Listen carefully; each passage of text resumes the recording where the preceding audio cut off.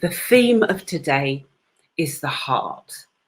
And very often it's an area that we overlook, take for granted, and have we ignore it in our everyday lives.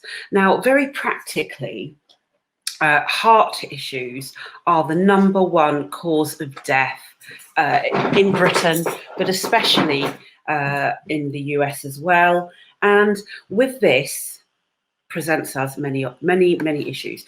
Basically, from every single traumatic experience that a person ever has to endure, go through, experience, work out, learn from, all of those issues that happen to us emotionally, with relationships, it has a direct impact to the heart.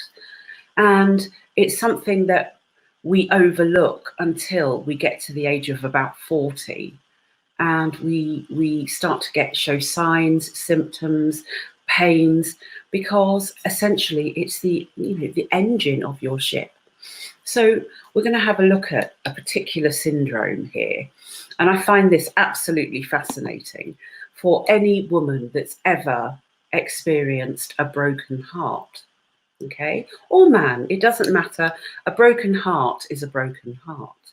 So what do we have here? I wish I could just get this screen up. I'm going to do that actually. I'm going to share my screen somehow magically, because I can do that. And it will be that one. Ooh. There we go. Broken heart syndrome. My screen. There we go. So let's just have a look at that. So broken heart syndrome. So you'll need a personal history and give a physical exam. Now that's quite normal. It says here, people who have broken heart syndrome usually don't have any heart disease symptoms before they're diagnosed with broken heart syndrome.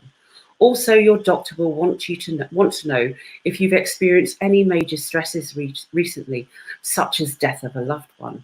And this is quite common. We do see this. With elderly couples, for example. And these elderly couples one partner may die and the other one just does not cope with it very well. They're overladen with grief, and they miss their partner, they miss their love of their life.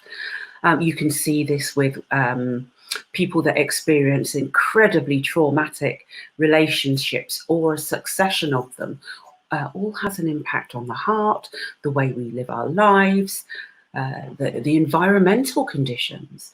Do you exercise? Do you give your vehicle enough of what it needs to operate at an optimum level? So once you have that, you'll have an ECG, non-invasive test, and they will just record the electrical impulses that make your heart beat.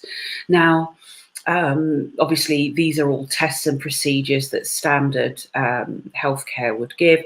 Coronary angiogram, they put in a dye to see where the blockages are. You have an MRI, but this is quite fascinating. People who have broken heart syndrome often have higher amounts of substances called cardiac enzymes in the blood. Now, they can monitor this. It's quite really interesting. So there's no standard treatment for broken heart syndrome. Treatment is similar to a treatment for a heart attack until the diagnosis is clear.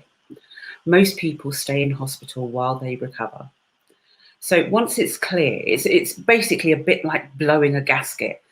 Okay, so on your car, there's a part of the engine that holds that has screws in there. If that becomes loose, anyway, it all goes wrong. So with this particular condition, it's the emotional impact here that is key, and you will be medicated if you decide to proceed down that road. So many patients make a full recovery within a month or so. You'll likely need to have another echocardiogram around 4 to 6 weeks, and they will monitor your health accordingly. Procedures that are often used to treat a heart attack, such as balloon angioplasty and stent replacement, or even surgery aren't helpful in treating broken heart syndrome. So what is useful for treating broken heart syndrome? So the original cause of broken heart syndrome is pain and suffering. And, you know, while we live our lives in that manner and experience this unprotected with our hearts wide open, it really begins to accumulate. And it will accumulate in different areas. It will accumulate around in your arteries, in all parts surrounding your heart, because essentially what your heart does every single time it experiences a stressful activity, a stressful scenario, we store it in the heart. It hits us in the heart and gut first, and we can almost be shocked, and our bodies process the information that's coming towards us. Now, what happens then is quite interesting. Dependent on how you're wired at your medulla oblongata, is it fully functional? Is it in the original blueprint form? Or is there damage there to the back of the head? You know, whatever that impact might be, is going to have a direct impact on your heart function and the emotions that you experience. So when you are receiving this negative data from this negative experience, the natural instinct of the body, the soul, the light body, the physical operating as one vehicle, the body will send it away, send the energy away from the heart to the hands and feet, to the head, but your body will automatically push away that energy. Now, if you have a continually stressful life, you have a challenging job, you're always dealing with somebody who doesn't have your best interests at heart, then this is going to be a problem. And in particular, it hits women of a certain age, at this age, in fact, at my age. And the reason for this show is that I had a friend, a really dear friend of mine, who had a heart attack last week. And she's a really hardworking woman, single mother. She's a gynecologist. She's always tried to maintain a career. And basically, she went down, and she's got children, they're teenagers. And this is a common scenario with women post 35. I'm going to say post 35. You know, it could be 30, it could be earlier. But by then, by the age of 30, the body begins to register strongly this pain into chronic issues, which usually take about 3 months if left unaddressed.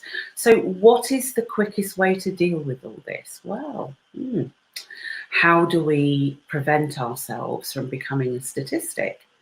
What do we do to improve our heart space function, what we've carried? How do we clean and clear our heart for maximum output, which is really common at the moment? We're all looking for this higher frequency functioning in all areas of our lives. We need to be the best mothers. We need to be the best women that we can be. We've got to hold down full-time jobs. We've got to make sure that everybody's okay. And very often women are going to put themselves at the back of the queue for this. Heart pain every time. So when you combine that with the stress and anxiety of living in a patriarchal society where you are never enough according to the system, then we've got a bit of a problem. So these emotional issues become impacted over time, leading us to experience heart stress, heart pain, contraction, shortness of breath. And it all points to self-care as well here, and looking at ways we can create a preventative environment where we can improve ourselves without basically having a heart attack by the time you're 50, which is shocking.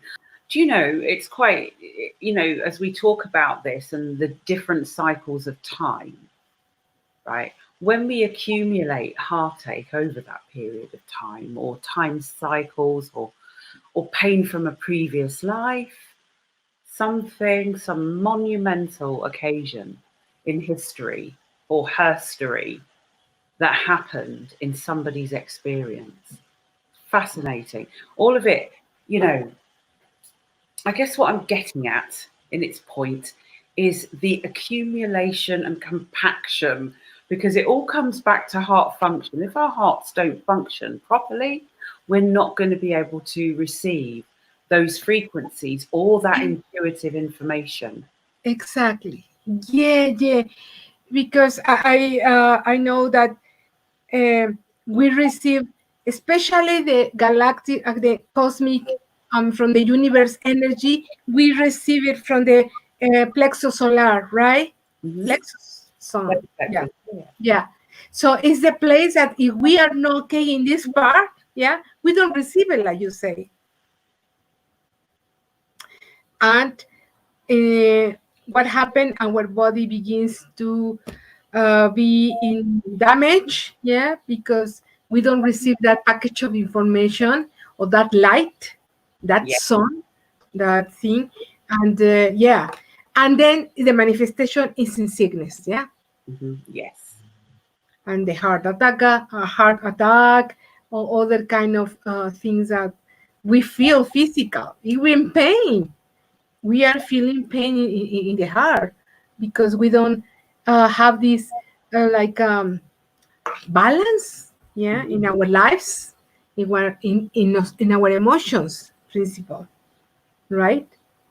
So yeah, yes, definitely we need um, to give harm to all the tools that the life and the uh, traditions and from our grand um, ancestors let us, yeah, because they know a lot about these things, and there are tools in the way that we can have a more nice life in these moments, especially in this time, right? Yeah.